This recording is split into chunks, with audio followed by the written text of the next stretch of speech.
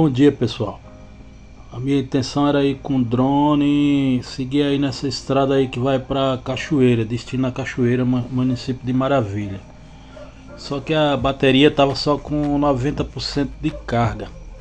Aí só consegui ir 3 km. Aí quando tava com 60% eu voltei, porque poderia ser que não dá, se fosse mais não daria tempo de voltar, né? Eu fui até 60%, quando eu tava com 60% eu voltei.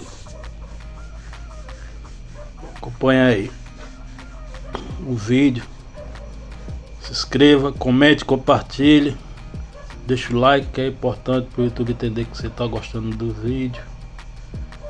É isso aí, pessoal, acompanha o vídeo aí.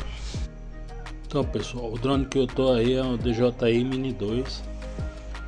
Todo mundo sabe que ele, quem conhece de drone sabe que ele vai até 10 km, né? Mas é 5 para ir e 5 para voltar, né?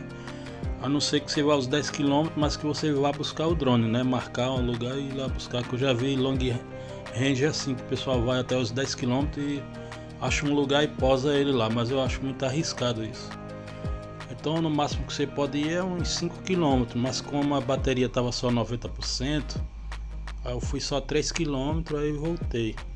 Quando ela estava com 60% eu retornei já, né? Até porque eu também não tenho prática, tô começando a pilotar agora nesse negócio de drone aí. É isso aí, pessoal, acompanha o vídeo aí.